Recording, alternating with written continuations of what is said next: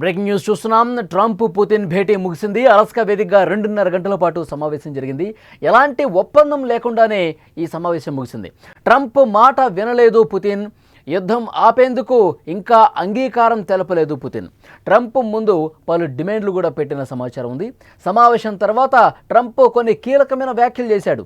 Deal పూర్తి కావడంపై Zelensky ఇక ఆయన చేతుల్లోనే ఉంది అంటూ ఆయన కామెంట్ చేశారు.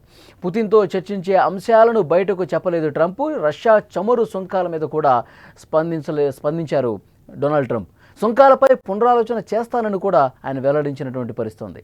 ప్రపంచవ్యాప్తంగా ఎంతో ఉత్కంఠ కలుగజేసిన అమెరికా రష్యా అధ్యక్షులు ట్రంప్ పుతిన్ భేటీ ముగిసింది. అలాస్కా వేదికగా 2 గంటల పాటు ఇరువురు చర్చించారు. ఎలాంటి ఒప్పందం లేకుండానే చర్చలు ముగిశాయి. రష్యా యుక్రెయిన్పై ఎలాంటి క్లారిటీ మాత్రం రాలేదు. యుద్ధం ముగించేందుకు పుతిన్ ఒప్పుకోనట్టుగా తెలుస్తోంది. యుద్ధం ఆపాలంటే కొన్ని కండిషన్లు పెట్టారని సమాచారం. వాటికి ఉక్రెయిన్ ఓకే చెబితే యుద్ధం ఆగుతుంది అంటూ ట్రంప్ చెప్పినట్టు తెలుస్తోంది. సమావేశం అనంతరం ట్రంప్ ఎలాంటి ప్రకటన చేయలేదు. బంతి ఉక్రెయిన్ అధ్యక్షుడు జెలెన్స్కీ చేతుల్లో ఉందని కామెంట్ చేశారు. చాలా విషయాలపై అంగీకారం కుదిరిందని, ఇంకా కొన్ని మిగిలే ఉన్నాయని, వాటిలో ఒకటి చాలా ముఖ్యమైనదని ట్రంప్ చెప్పారు. అయితే ఆ ముఖ్యమైనది ఏంటో అమెరికా అధ్యక్షుడు బయటపెట్టలేదు. త్వరలో జెలెన్స్కీ యూరోపియన్ నాయకులతో మాట్లాడతానని, వారికే నిర్ణయం వదిలేస్తానని తెలిపారు. వీలైనంత త్వరగా రష్యా అధ్యక్షుడిని మరోసారి కలుస్తానని ట్రంప్ వ్యాఖ్యానించారు. వచ్చే సమావేశం మాస్కోలో అని పుతిన్ దానికి జవాబిచ్చారు. సమావేశం అనంతరం పుతిన్ మాట్లాడుతూ, యుద్ధాన్ని ఆపటానికి తాను సిద్ధంగా ఉన్నా, కానీ సంక్షోభానికి దారితీసిన ప్రధాన కారణాలు తొలగించాలి. అది రష్యాకు అవసరం అని చెప్పారు. యుద్ధం ఆగటానికి ట్రంప్తో సమావేశం తొలి అడుగు అని చెప్పారు. 2020 ఎన్నికల్లో తాను గెలిచి ఉంటే యుద్ధం మొదలై ఉండేది కాదని ట్రంప్ పదే పదే చెప్తున్న మాటలతో పుతిన్ ఏకీభవించినటువంటి పరిస్థితి ఉంది. ఇక పుతిన్తో భేటీ అనంతరం రష్యా చమురును కొనుగోలు చేస్తున్న దేశాలపై అదనపు సుంకాలపై ట్రంప్ వెనక్కి తగ్గారు. ఈ సుంకాలపై పునరాలోచన చేస్తానని వెల్లడించారు. దీనిపై ఇప్పుడే నిర్ణయం తీసుకోలేను, 2-3 వారాల్లో పునరాలోచన చేస్తాను అని చెప్పారు.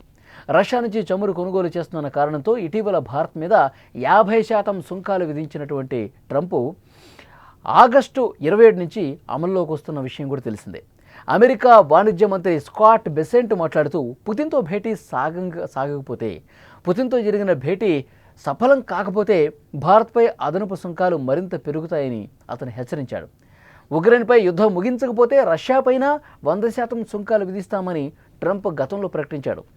ఈ పరిణామాల నేపథ్యంలో పుతిన్తో భేటీ తర్వాత టారిఫ్పై అమెరికా అధ్యక్షుడు తాజాగా చేసిన ఈ వ్యాఖ్యలు చర్చనీయాంశమయ్యాయి. రష్యాతో పాటు మాస్కో చమురు కొంటున్నటువంటి దేశాల మీద కూడా సుంకాలు ఉండకపోవచ్చని ట్రంప్ తన వ్యాఖ్యలతో చెప్పకనే చెప్పాడు. ట్రంప్ ఏ క్షణం అసలు ఏ విధంగా మాట్లాడతాడు, ట్రంప్ ఏ విధంగా వ్యవహరిస్తాడు, ట్రంప్ ప్రవర్తన ఏ రోజు ఏ విధంగా ఉంటుందో చెప్పడం కష్టమే.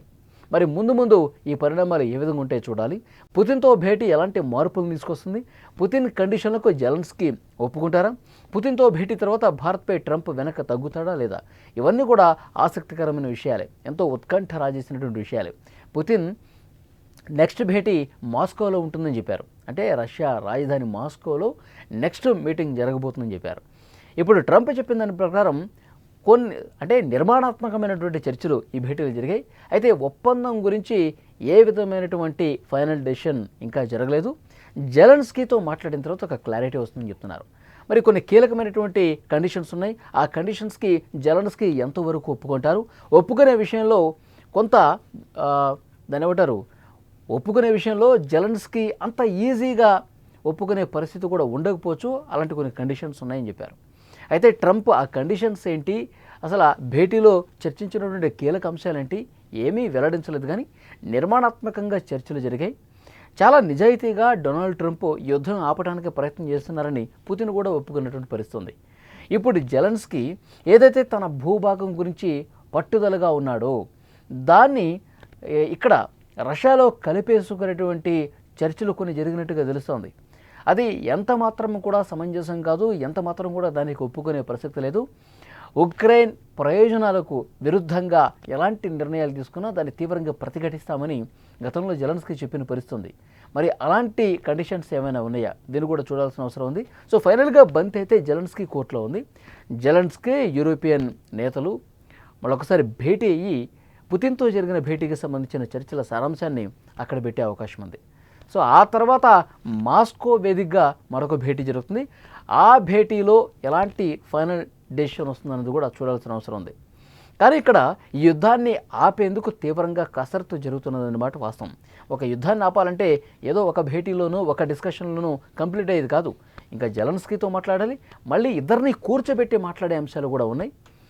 అప్పుడు శాంతి ఒప్పందం మీద ఫైనల్గా సంతకాలు చేయాలి అనుకుంటే మాత్రమే అప్పుడు రెండు దేశాల అధ్యక్షులతో భేటీ అయ్యే అవకాశం ఉంటుంది. ఆ రోజు త్వరగా రావాలని చెప్పి కోరుకుంటున్నారు. ఎందుకంటే ఇప్పుడు ఇష్టం వచ్చినట్టుగా ట్రంప్ రష్యాకు మిత్ర దేశాలుగా ఉన్నవాళ్ళు, రష్యా నుంచి చమురు ఉన్నవాళ్ళ మీద టారిఫ్ల మీద టారిఫ్లు వేస్తున్నారు. ఈ ఆగస్టు 27 నుంచి 50% టారిఫ్లు అమలయ్యే అవకాశం ఉంది. సో డెఫినెట్గా దీన్ని కూడా పరిగణలోకి తీసుకోవాల్సినటువంటి అవసరం ఉంది.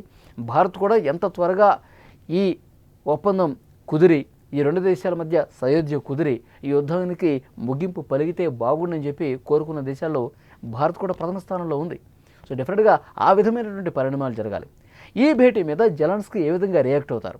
ఆయన ఈరోజు ఏదో ఒకటి మాట్లాడే అవకాశం కనిపిస్తుంది ఈ భేటీకి సంబంధించి. ఆయన ఏం మాట్లాడతారు అన్నది కూడా చూడాలి.